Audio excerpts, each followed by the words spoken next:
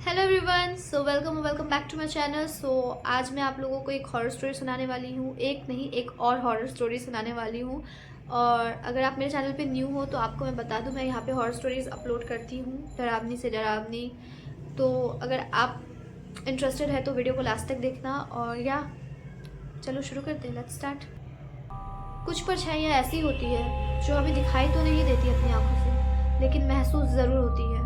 और आज हम एक ऐसी डैन के बारे में बात करने वाले हैं जो एक झरोखे में कैद है। किसी इंसान के घर में नहीं, एक झरोखे में। अब जिसे झरोखा नहीं पता, मैं बता देती हूँ झरोखा क्या होता है। वो एक खिड़की होती है और उसी के अंदर वो डायन कैद है। और कहते हैं कोई भी इंसान अगर उस झरोखे की तरफ एक बार देख ले तो वो हमेशा के लिए उसी का होकर रह जाता है, यानी कि अटक के रह जाता है उस झरोखे में। और यही गलती दो भाइयों ने भी की।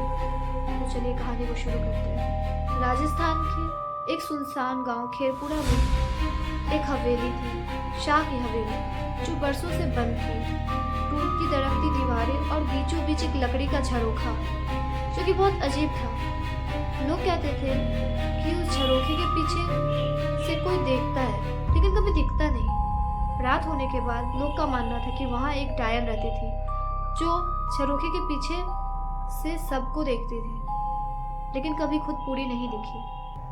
ऐसे ही एक दिन गांव में दो भाई आए, अभिषेक और रोहन, जो कि शहर से डॉक्यूमेंट्री शूट करने के लिए गांव आए हुए थे। और शहर के लोग थे तो बहुत पढ़े लिखे थे, और गांव वालों ने साफ ही मना किया उनको कि गांव में मत जाना, यानी कि उस गांव के जो हवेली वाले एरिया था वहाँ मत जाना, और वहाँ जाकर के जो झरोखा उसे तो बिल्कुल भी मत छूना। लेकिन दोनों तो पढ़े लिखे थे, बहुत ज़्यादा डेवलप थे माइंड से, तो उन्होंने इतना मतलब कि सोचा नहीं और समझा भी नहीं। और ये कहने लगे कि गांव वाले तो पुराने ख्याल के हैं, पुरानी कहानियों पे बहुत ज़्यादा विश्वास करते हैं। तो उन्होंने नजरअंदाज कर दिया। रात 11 बजे टॉर्च लेकर निकल पड़े उस हवेली की तरफ। जैसे ही वो हवेली की तरफ गए, उन्होंने टॉर्च मारी उस झरोखे की तरफ। उन्हें लगा जैसे कि कोई दो आंखें उनकी तरफ उन्हें देख रहा हो। वे डर गए, बहुत ज़्यादा वो डर गए। अब वो सोचने लगे कि अंदर ऐसा क्या था जो उन्हें दिखा।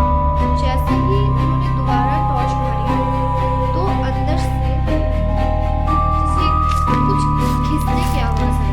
नाखूनों की जैसे खिसने की आवाज़ आई, खरोचने की फर्श पे। तो उन्होंने देखा तो उन्हें फर्श पे बहुत सफ़ेद बाल जो फर्श पे फैले हुए थे, लंबे से बाल। वो लोग डर गए।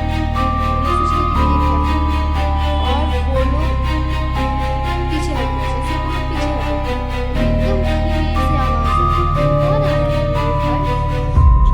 जैसे ही वो लोग ये बात सुनते हैं, वो लोग वहाँ से तुरंत ही भाग जाते हैं।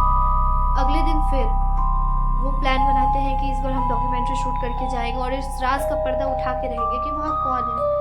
और वो लोग अगले दिन वैसा ही करते हैं। वो लोग वहाँ जाते हैं और फिर से जब टॉर्च मारते हैं तो वहाँ पे इस बार तो कुछ भी नहीं होता है। सब चीज़ पहले की तरह नॉर्मल रहती है। सारी जगह सुनसान, वो हवेली सुनसान और झरोखा बिल्कुल शांत। जैसे अभिषेक फिर से टॉर्च वो आवाज़ फिर से आई, खरोचने की आवाज़। इस बार सरपंच की कहानी अभिषेक को याद आई। जैसे वो गाँव में आया कहानी सुनने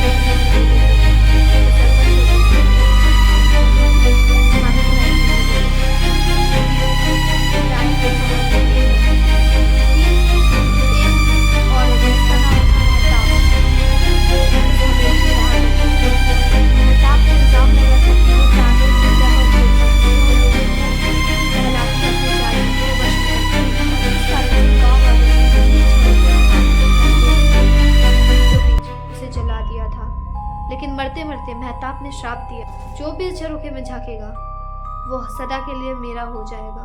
जैसे मैं जल के आज मर रही हूँ, वो भी हमेशा कैद हो जाएगा इस झरोखे में। तो ये कहानी सरपंच ने उन दोनों भाइयों को सुनाई थी। और तभी जो खरोचने की आवाज़ आती है और वो तेज़ हो जाती है।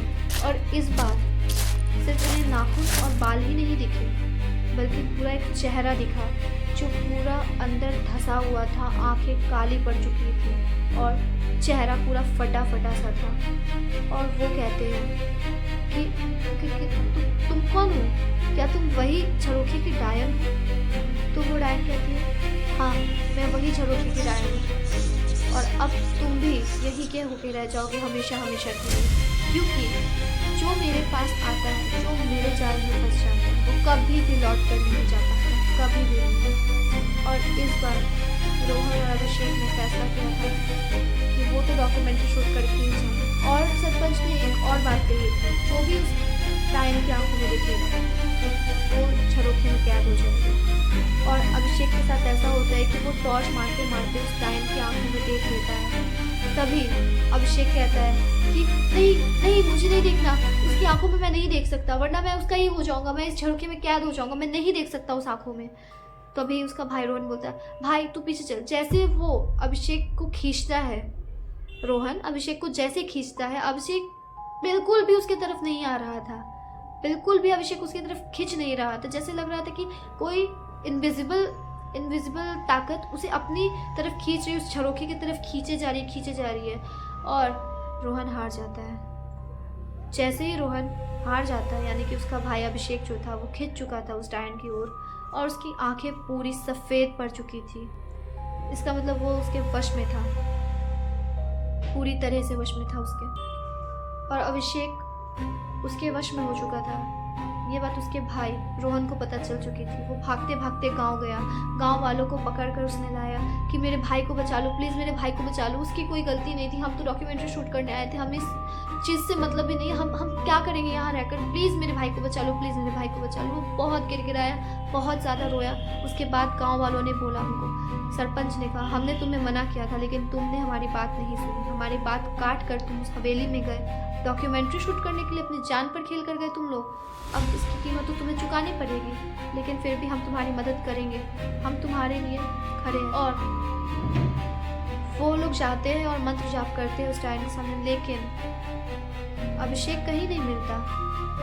सिर्फ मिलता है तो उसका कैमरा, वो भी एक ही फ्रेम रिकॉर्ड हुई थी उसमें, और वो भी ऐसी कि सिर्फ अभिषेक उस झरोखे में दिख रहा था, उसका चेहरा दिख रहा था, लेकिन उसका शरीर कहीं भी नहीं था, कहीं भी दिख नहीं रहा था। वो बस हवा में तैर रहा था, और उसकी आंखें उसी डायन के जैसे सफ़ेद पड़ चुकी थी पूरी तरह से।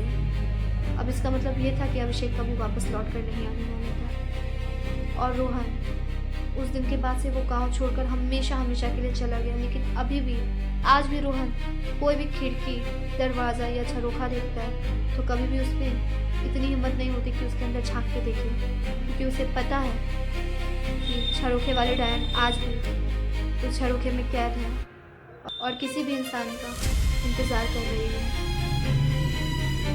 आज की स्टोरी यही थी। अगर आप लोगों को स्टोरी अच्छी लगी होगी तो चैनल को सब्सक्राइब कर देना और वीडियो को लाइक शेयर करके जाना। और हाँ, अगर आप आते हो मेरे चैनल पे तो मेरी और भी वीडियोस अपलोडेड है, अगर आप इंटरेस्टेड हो तो देख लेना चैनल पे आके। और मिलते तब तक नेक्स्ट वीडियो में, तब तक बाय बाय।